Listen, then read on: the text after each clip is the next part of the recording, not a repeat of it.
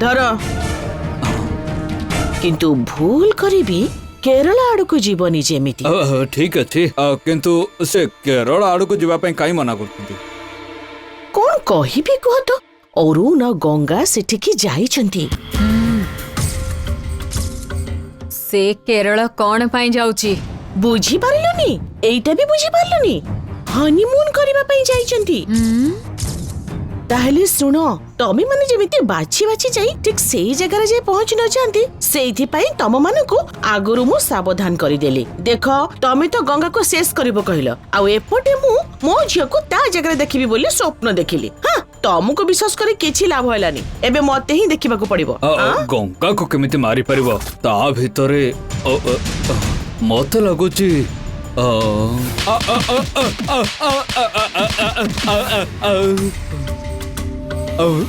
କାହିଁକି ତା ଭିତରେ କଣ? ଗଙ୍ଗା ଭିତରେ ନିଶ୍ଚୟ କୌଣସି ଦୈବୀ ଶକ୍ତି ଅଛି।